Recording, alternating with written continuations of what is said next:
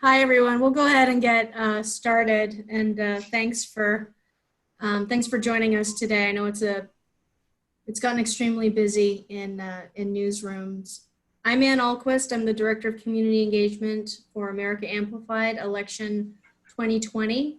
And our webinar today is What's Up with WhatsApp, New Hampshire Public Radio's Spanish Outreach. Our presenters today are Daniela Allee, who is a New Hampshire Public Radio reporter, and Maria Aguirre, writer and producer at New Hampshire Public Radio. I think we all recognize that in our virtual world, virtual tools are still helpful. And at America Amplified, we're always trying to figure out and spotlight all of the different ways in which practitioners, such as yourselves, are experimenting with virtual tools to reach audiences and communities in effective ways. So when I got in touch with New Hampshire Public Radio and learned about this experiment that they were doing, it just seemed incredibly timely as we're trying to connect deeply and effectively with communities to listen to them and meet their community information needs. So I think you're going to get a lot out of today's webinar because that's exactly what Daniela and Maria are doing in New Hampshire. Just a couple housekeeping things. Please stay muted. We've got the chat box. Go ahead and introduce yourself if you want. I know some of you are fellow travelers and know each other. You can share your video if you want. It's nice to put faces to names. Some of us are more comfortable staying unseen, and that's perfectly all right. Ask questions and share your own tips. I know some of you joining us have been experimenting with your own virtual outreach and community engagement efforts using different tools, and the chat box is there to have that interactivity to share best tips with your colleagues. So for today's webinar, we're going to cover a bunch of different things, but we're going to start about meeting communities where they're at. Daniela and Maria are also going to cover what you need, everything from the technical pieces, but also some of the less technical pieces as well. They'll go through workflows for stories, and then as well as communicating to the communities you're trying to reach, how to create awareness and really promote the service that you're trying to provide. Convening community connectors, metrics, and then we'll end with some lessons and takeaways. So I'll turn it over now to Daniela, who's a reporter at New Hampshire Public Radio, and she's going to start with meeting communities where they're at. Hi, Daniela. Hi, so as Ann mentioned, my name is Daniela. I am the Upper Valley and Monadnock region reporter for New Hampshire, so basically cover the western part of the state. I've been at the station for about 2 years now and started as a fellow. So part of why, as a fellow, one of my interests was kind of learning more about the Latino community in New Hampshire, just as someone who had recently moved to the state. My family's from Colombia, so naturally was kind of interested in knowing what was happening, issues that people were talking about, cared about. So that was a personal interest for me. So that's been sort of a focus of my reporting, even if that's not my specific beat or necessarily like my assigned reporting role. That's just something that I care about. So what you're seeing here is this was in the 2018 World Cup when Colombia was playing England in the quarterfinals. And so I just wanted to go. It was my birthday. I was like, I'm going to pitch a spot about, you know, how people in New Hampshire are celebrating the World Cup and how people feel like this is a kind of connection to their homeland. And so that's kind of what the spot focused on. It was a very intense game that went to penalties, and I finished watching it at the station while I filed my spot. But, you know, that was just kind of like an intention that I had set out of trying to be in spaces where people in the Latin community are. So like this little bakery that just has a couple of tables, but they were showing all of the Colombia games, and I had found that online and pitched it as a story, and it was a nice little spot. So that's kind of the background as to like why I'm, you know, kind of heading this Spanish newscast. So basically, so there's that background. And then as COVID-19, was really ramping up, something that our CEO, Jim Schachter, was thinking about was like, where are communities where there might be information gaps and where they might not have access to all of this extremely like fast pace of news as our, state and country was rapidly changing. And so something that, he wanted something in Spanish, so something that myself and another colleague who is now back in Milwaukee did was talk with people we already have relationships with. So it's like, okay, what information is missing? They're like, yes, we don't have any news in Spanish here. People who are primarily Spanish speakers like don't really like have a way to figure out what's going on. So we identified that need was very present. And then we also were asking people like what the best way to get the news to folks would be. So originally an idea had been to just translate our COVID-19 blog. But a lot of people were like, hey, like, I don't know if people will really like go to that because frankly, like NHPR, people are, if you go to the Spanish speaking community here, people are like, what is that? They have no idea. They don't know what NHPR is. So to try to drive them directly to our site, like, I don't think that there's kind of like a disconnect there. So it was more about meeting people where they were. And one of the ways that we identified that was in talking with community leaders that audio would be really helpful because that way it's the most accessible. So for people who are both, college degree people, but who want to get their news in Spanish, or people who might not be like super literate either in Spanish, they can also hear the news. So that was what part of the reason why we landed on a Spanish newscast. And then we would, before we launched in April, we were sending out, our test runs of the newscast to people in the community, mainly community leaders, just kind of getting their feedback. Is this working? Does this make sense? What's missing here? And then just kind of trying to incorporate that over time, those test runs for a course about like 2 weeks before we launched.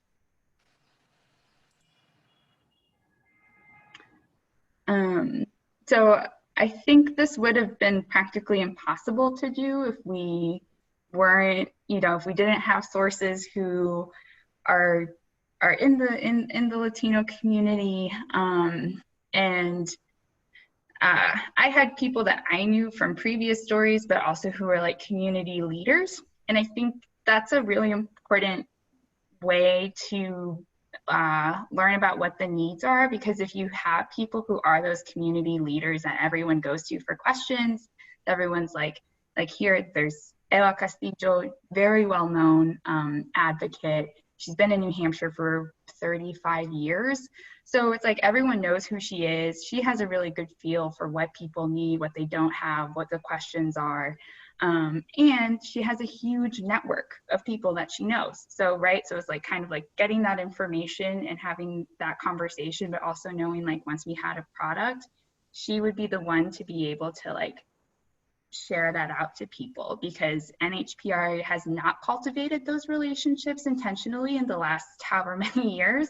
So we could not just rely on ourselves to put that out without having any kind of like convening of community influencers or community leaders. Like it would have been very hard to try to get something off the ground, assuming that people knew about us or would trust us right away. So that's very important, and just trying to meet people where they are. So another thing we did too is you see the little church thing here. Once we had the product, we reached out to the churches that have Spanish masses and said, hey, we have the Spanish newscast. Like, that's something that you think your parishioners would like. And they were like, yeah, great, we'll let people know. So just being able to identify those places and build relationships with people is really essential to having the right way to get this out the door. Daniela, how did you do that? Just to put a finer point in that, did you go to church, or were you able to connect with the priest or the pastor to send out the link, or how did you? Yeah, I had called. So I live about an hour and a half away from the main two cities that have most of the Latino population in the state. But I knew that both of these churches have masses in multiple languages. So I just called, and like they both have like Latino outreach coordinators. So for the church in Manchester in particular, she was one woman who kind of gave me some feedback before we started. And then I reached out to her again and said at the end, like, hey, we have this. And she was like, great, I'm so excited to share. Thanks for thinking of our community. You know, I'll make sure to post it on our Facebook page. And then that's the other thing I did with the church in our other city, Nashua, was they're really active on Facebook. So I just messaged them on Facebook and I was like, hey, like, my name's Daniela, here's what we have. And they're like, great, this is really exciting, we'll share with people. So one was kind of like a longer term, like calling someone, and then the other one was kind of like a cold pitch, but it still worked out. Great, thank you. Yes, so why WhatsApp? So I think there are some great points in here that 42% of Hispanic adults use WhatsApp, which is a messaging platform you can use over Wi-Fi, and a lot of people use it to stay connected to their family in their home countries. That's how I use it, to text my cousins or even my parents. My parents are in the US, but that's how we communicate, is using WhatsApp. So I was like, well, I know people are here. This is what I've used to contact my sources in Spanish before. So it was kind of like, well, this is a place where people are on already, and like is a very widely used form of communication. And the good thing with WhatsApp is that it's really easy to upload different types of media, and like really big media files too. Like we send like 6 to 7 minute MP3 files Monday through Friday. So that might not have been possible like if you were just using a regular SMS messaging service. And then it's also really easy to forward things that you get on WhatsApp to all your contacts. If you pay attention to kind of like Latin American news, you know that's how disinformation spreads pretty broadly, because it's very easy to forward. So just picture like those email chains that maybe like your great aunt or great uncle like send to you, but that's just on WhatsApp. So instead we can use that capability to like share news and hopefully, you know, have people stay more informed about what's happening in New Hampshire.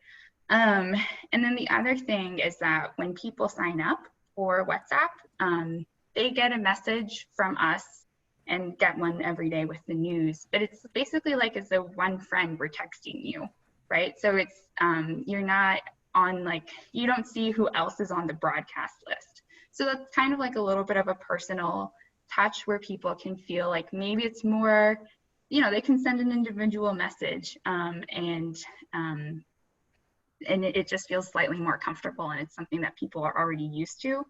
And then the other great part about this that has been helpful is that Facebook owns WhatsApp, and it's great because you can link the Facebook page to your WhatsApp account as well and have people sign up through there. So we also post our stories and newscast on Facebook because we know not everyone is on WhatsApp. This is what it looks like. This is what they actually get, right, Daniela? Yes. So we send a little message first that includes the headlines of the day, pretty much, like the top 3 stories of maybe 6 or 7 stories that we have. Again, this is like, we're just translating the English newscast that you would hear, you know, at the top of the hour. So that's, we're just highlighting these main things, encouraging people to press play for the audio. And then this third message is for people to then share. And if you see this little arrow right next to it, to the right of that third message, that's the button people use to forward things along. So that would allow then people to share that link. And then once they share the link, the other person could subscribe. And it's just a reminder for people to make sure that our phone number is saved in their contacts, because otherwise WhatsApp blocks it and counts it as spam. So that's something that we reiterate time and time again to people. Save our phone number as a contact, like it means a name, for you to receive it. So there are like a couple steps you need to walk through with people, but this is what they get every day. Daniela, you talked a bit about how it's important to reiterate to people to give it a name so it doesn't show up as spam. But on the other side of it, how are you also making sure that the people who are signing up feel good about how their privacy is being protected? Yeah, so when people sign up, it's an automated message that says, hello, I would like to subscribe to NHPR's broadcast list. We have an automated reply that goes out that explains, thank you. We won't share your phone number with anyone. We simply save people's phone numbers as like user 01, user 2, so on and so forth. So we can keep track of the number of people who have subscribed.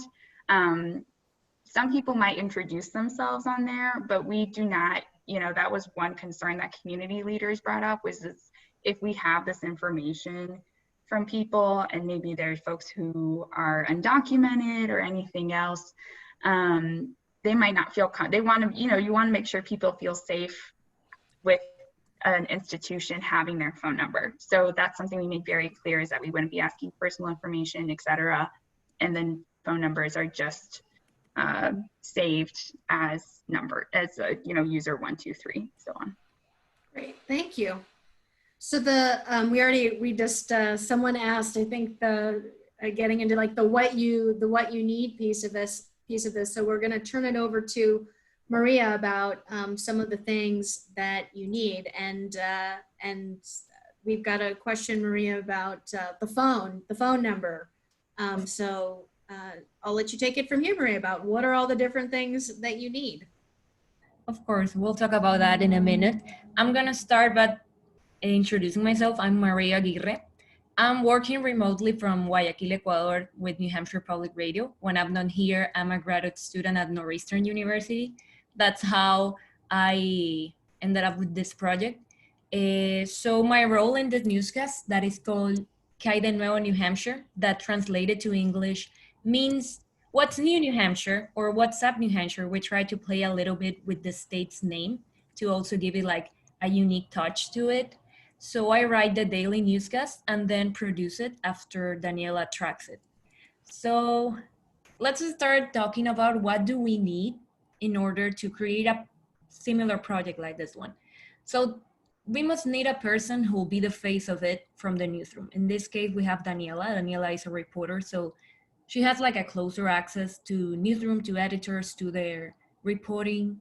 And we have to keep in mind, this is important because our newscast is a news product of New Hampshire Public Radio. It's a product that can today start on WhatsApp, but it's also posted on our webpage. It's posted on Facebook, and maybe tomorrow it can be another thing. I think it's important to have passion for the service we're providing. I think we could feel when Daniela was telling the story of how it started, how she detected this audience, this community in New Hampshire that was watching the soccer game, that was interacting with the rest of the community. So she realized, okay, we need to help. We need to do something with this. Also, we need to have a passion for storytelling, for thinking about, okay, how can I help my audience? How can I help this community? Then it's very important to have journalistic skills. This means thinking like a journalist. I always like to say that it's not only about translating the English news, it's about thinking, okay, which story could be more useful for my audience than the other, which is more relevant? What is not here that I can also report? We need to be ethical. We are playing with personal information. It's a phone number. Answering the question that was asked, we have a New Hampshire Public Radio general number. We bought a phone just for the sake of the project. So returning to ethics, we need to maintain confidentiality. We need to make our audience confident that we're not sharing their number, their names, and any question that is asked is gonna be just for use for reporting. And of course, there needs to be language skills. I'm very careful with grammar, with verbs, with how things are written and said. But also, it's important the cultural competency with translation. We need to think about, okay, there are idioms in English that my audience may not understand, and translated literally are not the same. So I need to put myself in the place of this community that are talking very differently. That's why I think WhatsApp was a very good decision. The Latino community are pretty used to use WhatsApp for everything. Sometimes, like Daniela mentioned, you receive a lot of fake news, a lot of misinformation through it. So I think this project is also like an opportunity to show that WhatsApp could be used for better purposes. Then, of course, a schedule. We try to send our newscasts daily at noon. So this means we need to start early. We start around 7 to 8 a.m. The process, a little bit for you to understand, is that I receive all the news that was published in the English newscast from the news producer in New Hampshire Public Radio. Then I start writing. And then this is when the editor role, let's say like that, comes in, when Daniela and I discuss, okay, so this story is great, this one too, but maybe this story is not relevant. Maybe we can include this other thing that was published on the site. So I need to be like, I'm constantly reading what New Hampshire Public Radio publishes to see, okay, so this is interesting. This about, I remember we included a hair salon story about some hair salons in Nashua and Manchester. And I told Daniela, we should include it in the newscast tomorrow because this thing's relevant as people are beginning to like going out, they need to take care of their personal health and more. So about sticking to schedule, starting early, because there may be a little mistake. There may be something we need to record again. There may be something going on with the phone. You never know. So that's why I start early and try to stick to the schedule. So your audience can also trust you with the information. And this last point, but not less important, is we need to have time to listen to feedback. Before doing the official launch, we launched the newscast with a small group of people that were people from the staff, community members, and so some Spanish speaker residents. And we read or listened what they have to say about this. This helps a lot to improve the project. I think this is how we realized we needed to include emojis on the information we were sharing, because we tried, like Daniela mentioned, to be a friend. We are a friend that are telling you things that are gonna be relevant, that are going to help you, especially in this time that people are very concerned about how to take care of themselves, where to go, what to do, not only related to the pandemic, but also, okay, what is gonna happen with housing tomorrow? How can I register to vote? There are many things to consider around this time of uncertainty. So to make the information more friendly, we included the emojis and they have worked out very well. It gives also a nice touch to the headlines we're writing that sometimes can be like very serious stories. So this helps a lot too. And then with feedback, we also shortened the message that can look very long. Also, we included this link to forward so more people can subscribe and more like that. I also love just how listening to the feedback, Maria, is helping you curate the content better to making sure that it is really relevant to the community whose information needs you're trying to serve as well. All right, the big question. What phone? What kind of phone do you need? Okay, so WhatsApp can be used with Wi-Fi. We use WhatsApp Business. WhatsApp Business is like a tool that WhatsApp have to reach a broader audience because we send the news to many people at the same time. You can access WhatsApp via a computer, but in order to do that, you need a phone. You need a phone and a number because at the end, it's a contact you need to save. So people are saving in their contact list, New Hampshire Public Radio, NHPR, Guidance New Hampshire, how how they prefer. But yes, we need a phone. We bought a phone only for this initiative because, again, I'm gonna say it, WhatsApp requires a phone number in order to be used. Then, right now we're talking more technical stuff. We need explainer page for the audience on how to subscribe. On the NHPR.org page, we included a small section that is called News in Spanish. And there, before, of course, we introduce what the newscast is about. We mentioned that it's, of course, news about COVID-19, but we're using this product to tell different stories related to what is happening in New Hampshire. And then we included step-by-step on how to subscribe. Like, first send a message to this link, then save this in your content list and start receiving our message. We also made a little video. So these are small things that are gonna help your audience know that you care, that you are doing this this product with a lot of passion, and that you care. This process of subscribing is smooth, and it makes them feel like we're doing something for them. And then at the end, expectation for the audience. What this means is that we try to do more than just tell a story or report. For example, in these recent weeks, we have published stories about testing sites in New Hampshire. For example, this week, there was an opening of a new testing site for COVID-19 tests in the city of Manchester in a street intersection. So what we try to do is include the phone number they can call to make an appointment.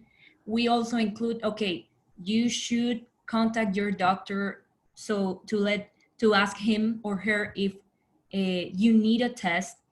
Then we also include if it's free or not. We include a web page if they want to like have more info about it. We mention if there is going to be like a Spanish speaker in the site. We also mention what can they do if they don't have health insurance and all those things that are going to help them. Again, I think I have repeated a lot, to help them something that it can be useful. So we include a phone. For example, if there is a story about you can register to vote via mail, there is a form you need to fill. We try to include where they can find that form, the website in a message if it's needed. Okay, so access here, then you go here, you download it, sign it, and then send it.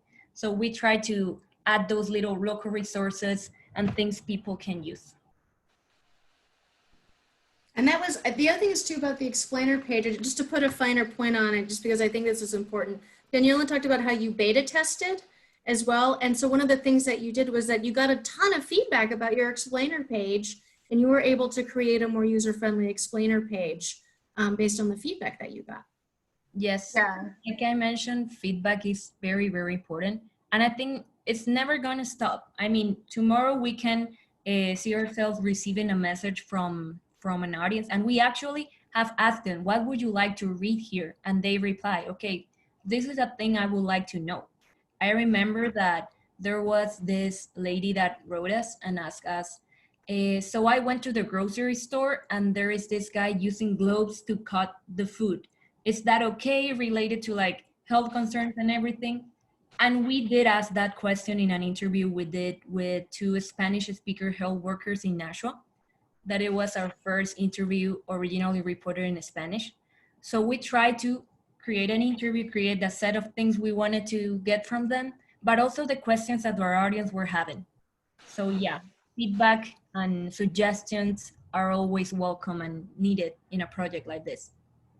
What I love about that too is how I think when you started this initiative, you were translating content and curating it so that it would be relevant. But now it sounds like you're starting to create original content to directly respond to community information needs that you're surfacing up through your WhatsApp engagement. Yes, I think it's a step-by-step process. We start curating, translating, choosing, and I think we're entering in a phase where we want to report on Spanish, because like our community speaks Spanish, there are people that work only in Spanish, so they have very important and relevant things to say, so we can share them. Great. So We do have, we've got a question about your metrics and we'll get to that. But Michelle, who's at KUR in Reno, had a question about staffing, which I think is also part of this as well. So I know you'll get to it. But if you can walk us through the story workflow, that'd be great. Yep. So about the story workflow, when we say checklist, there are a list of things that we ask ourselves before sending the newscast. For example, is this news people can use? Is this an activity people in the Latino community take part in frequently? And is it news specific to this community? For example, I'm returning to this particular story we did with the natural health workers, the Spanish, that speak in Spanish. When doing that interview, of course, we asked like the essentials and things that people needed to know, like, for example, where do I use the mask? Why do I have to use a mask when going out? Do I need to wear gloves? Yes, no, or why? How can I take care of myself mentally? Things like that. But we also included this particular question on how we should say hi to each other right now. Should we kiss each other? This is a question we ask because there are a lot of Latin American countries that have this tradition of saying hi to each other with a kiss in the cheek. It can be with a family member, a friend, a neighbor, or sometimes you run with someone you knew at work and you give a kiss. It's like part of our culture. But right now, in times of social distancing, it's not a good idea, but we needed to hear it from people that are working in health departments. So we asked them, what do you think of saying hi with a kiss? And they, of course, replied that it's not a best idea, that try to use your elbows or saying hi from afar and that. But this is a question that may have not been relevant with an English-speaking community, which are used to say hi with the hand or from afar. But we needed to ask them for the sake of our community. Also, like Daniela mentioned, that she spoke with the churches. I think that is a conversation important to have before the project and while we're making the project, because with them, we learn if there are new testing sites, if they are giving equipment or things like that. So it's always important to have like allies, let's say like that are gonna help us get sources or maybe get more audience in our newscast and that. And then of course there is always the questions: who chooses, who translates, who edits, when does it goes out?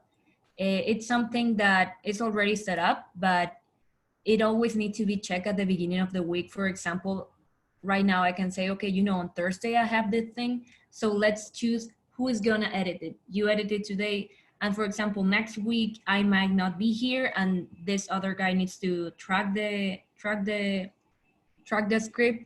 So it's something we always need to keep in mind, like who's doing what on the team in order to be organized and do the best newscast we can do.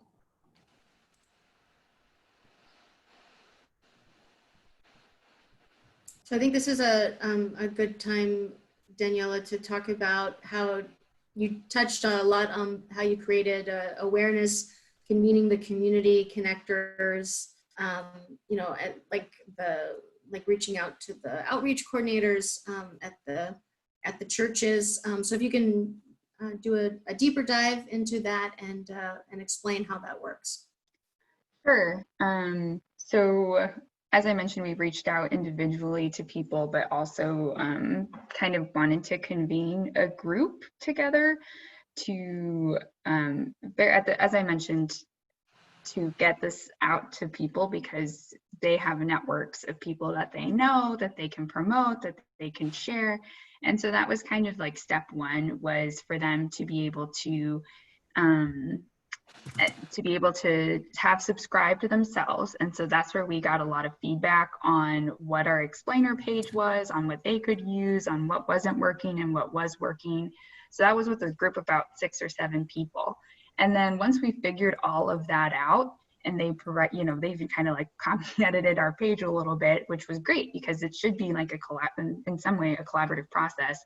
And from there, they were like, okay, good, we're ready to go. We can share. And what we did was we have, some graphics that are graphic designer at NHPR put together, and we kind of gave them like a little like social media toolkit almost for them to share and publicize. So it's basically like, we are asking people to do some level of work in promoting this. So let's make sure they have like the right tools to do that. So it, you know, we included a little post that they could put on Facebook, like that explains what Kailanua is, what the process was to sign up, and that they could, you know, customize that, however, customize their language around the image to what they wanted to do. But basically, so there would be kind of like consistent messaging, no matter which of the 6 or 7 people was sharing that.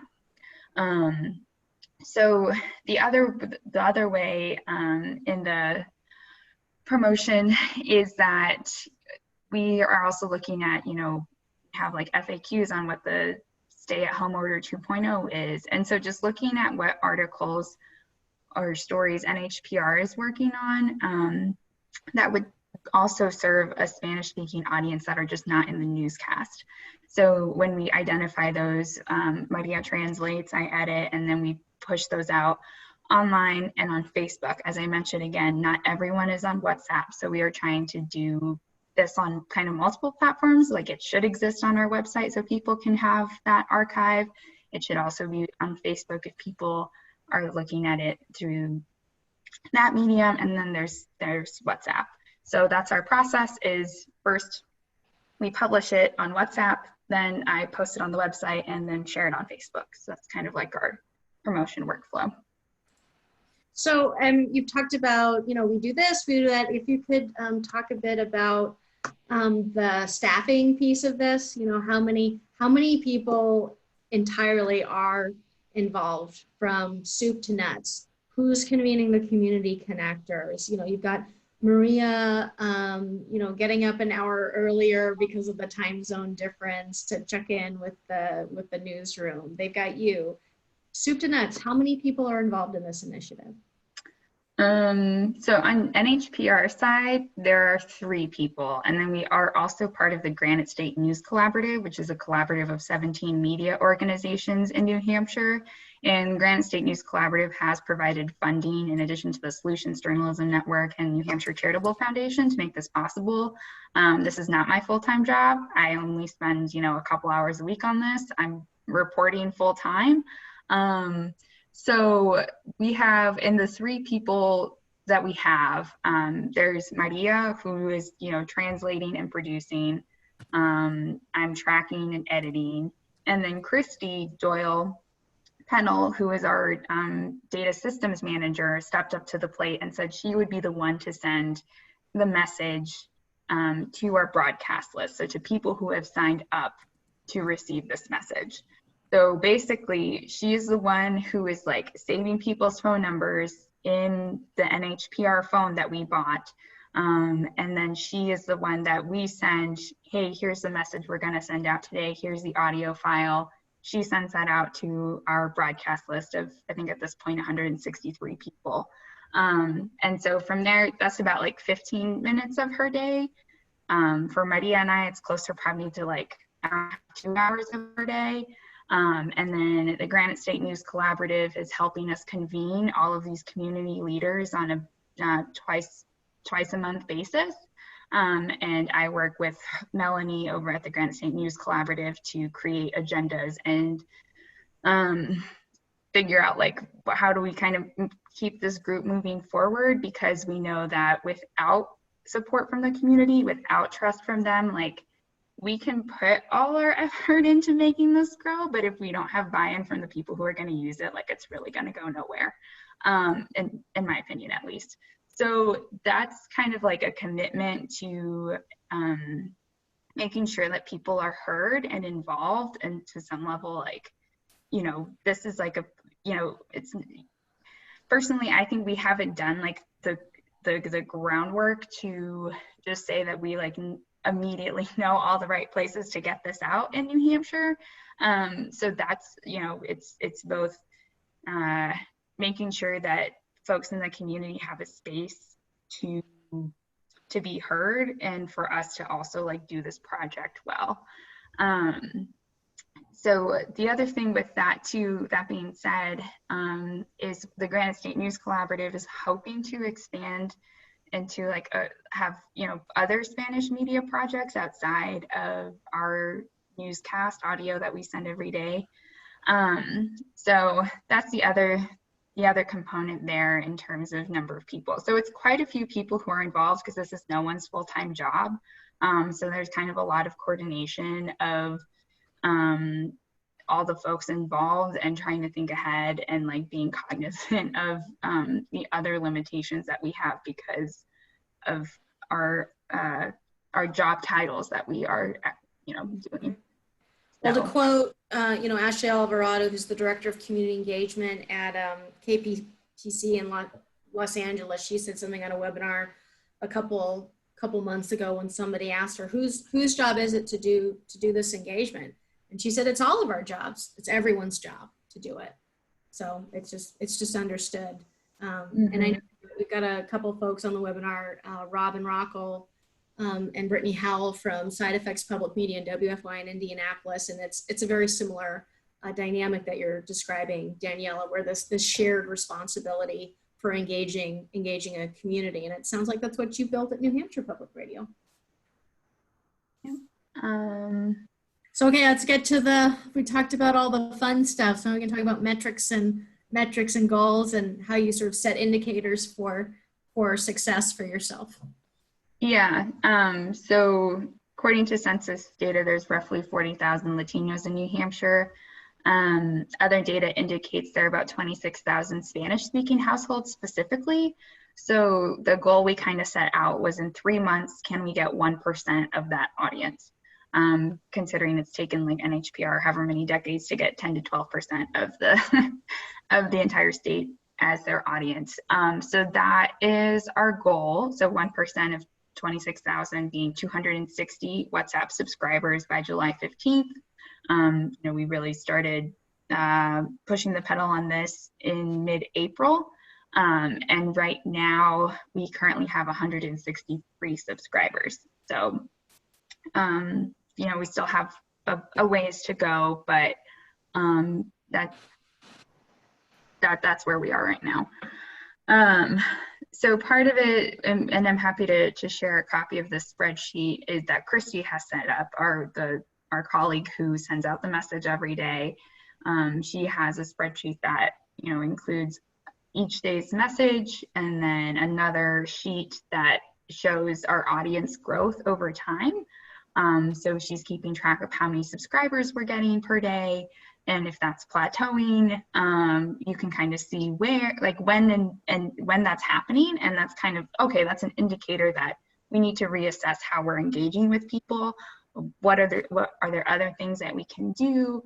You know, now that New Hampshire's reopening, we're sending some flyers to get printed and postcards that we can put in like bodegas and barbershops and other places like that where people are meeting. And that's kind of like, you know, folks in our community group have offered like, hey, like I know these places, like people know me there. So like that's again like so essential to like go with someone who's already trusted and like seen and known.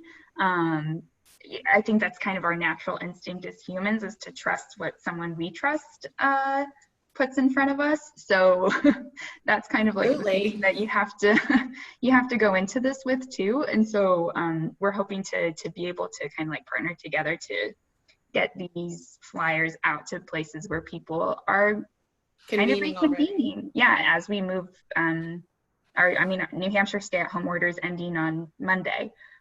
So people might slowly start to be back out in public spaces a little bit more. So I think that spreadsheet's really crucial to just knowing like, when did you see a bump? What's going well, what's not? You just need to see that over time. Yeah, it creates that feedback loop. I think that, so you can continue to refine it. We've got a question from Natalie, masquerading as Michelle. How did you make the decision to do a daily publication as opposed to something twice a week or weekly? How did you decide on the schedule? That's a good question. I think it was just like an idea of like, well, we can do our Well, part of it's like COVID, so much changes day to day. So I think that factored largely into our consideration, especially in like mid-April, where we will still kind of like in the peak of so many policies changing, and that there was a lot of news every single day. So it felt like, you know, we don't just have a weekly newscast for our English speakers, so we should also have something day to day for our Spanish speakers. So I think that's kind of the approach, for having something that's day to day. I think that's mainly what factored in, was both COVID, but also, I mean, maybe that's something we reassess down the line, as COVID's urgency kind of has shifted. But that's what went into it right now, was being able to keep people up to date. I think that's another thing that we have kind of run into several times in putting this together, is just like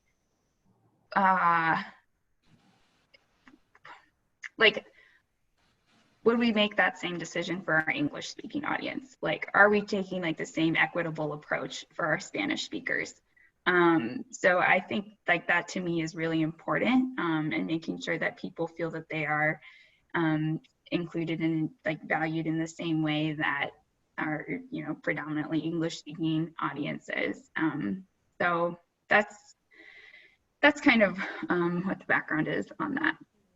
I think I put up this slide as well, which is put yourself in the role of the audience. And I think because of COVID, you know, and because, because, you know, your family's from Colombia and Maria's in Ecuador, you know, I think you felt very much the need, the sense of urgency to get timely information as well. So when you put yourself in the role of the audience, it can answer that question for you. Mm-hmm.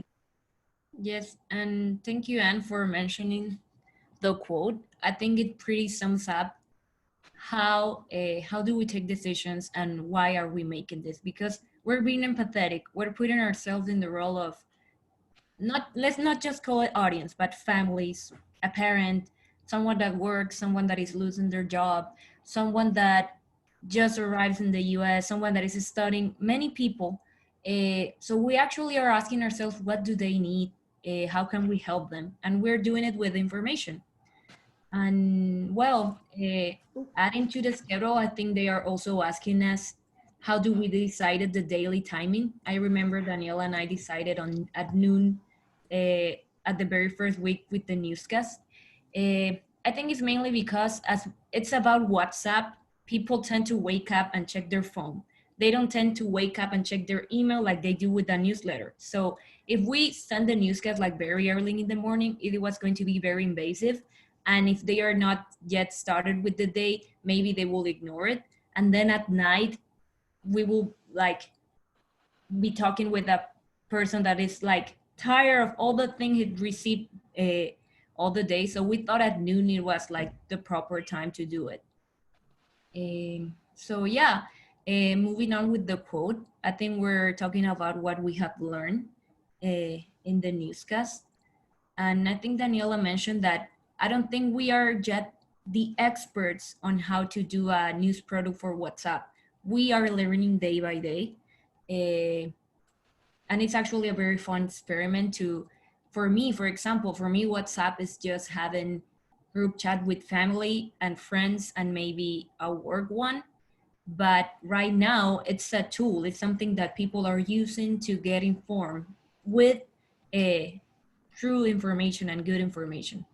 So what have we learned so far is that we should start with understanding the community. And I think we have repeated community a lot during the webinar because they are the most important part of it.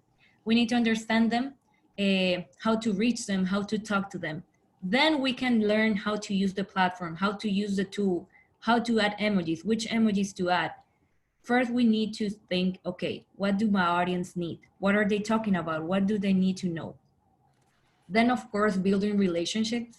Right now, these relationships are being used for the newscasts, but tomorrow they are going to be allies. Daniela mentioned that the Granite State News Collaborative are thinking about more projects in Spanish.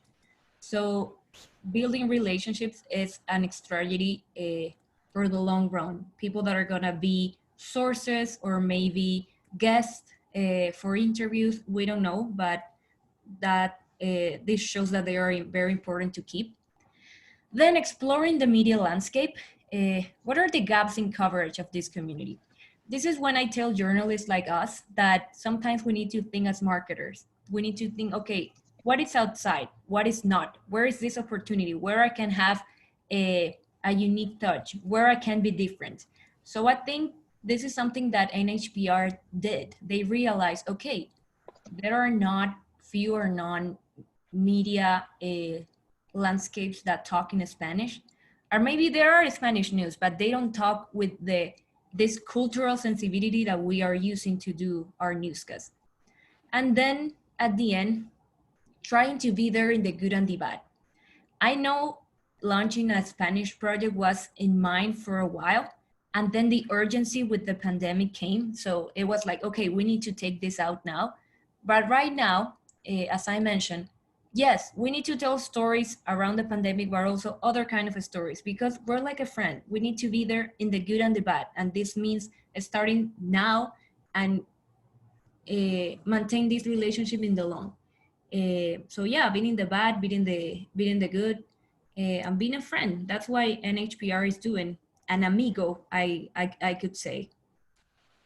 So we've got a question from Dave Rosenthal, and he's from Side Effects Public Media, which has been experimenting with their own virtual Spanish language engagement as well. Have you thought about reaching out beyond New Hampshire and the Boston suburbs, Vermont or Maine to grow audience? That has not been a part of our conversation at this point. So I think part of that being that's like, a pretty big conversation. Yeah, part of that being we're about 6 weeks into this project, and so we're kind of trying to see like how far did we get in July, and like kind of like think a little bit more closely about what next steps look like, and ways that this could continue to grow, understanding the limitations that we do have around it. This is no one's full-time job, as I mentioned. So I think, that's a valid question. I think Boston has some pretty good Spanish media there. So, maybe it's more like Vermont, maybe it's something to collaborate with PPR. There are a lot of migrant farm workers in Vermont who do dairy work there. So that could definitely be an audience. But yeah, that's a good point. So I think it's just something to figure out down the line. Yeah. And also, there's so many ways in which, there's so many different ways in which you can collaborate because of your collaboration with the Granite State News Network as well, because you're very focused on New Hampshire. And so you've got a lot of crossover audiences, but I think it's interesting to think about the potential to think about, what is meeting community information needs for a diaspora. Because the diaspora doesn't, they go where, like you mentioned, migrant workers, they go where the work is. They don't care if it's in Vermont or New Hampshire. So I think thinking about where's the diaspora and how do you meet them where they're at, I think potentially could be. I also would like for Daniela to note that every 2 weeks you meet with these community connectors, right? And it's been going on for 2 months now, and no one's felt like that's too much work, or no one's dropped out, and the response still has been pretty robust, right?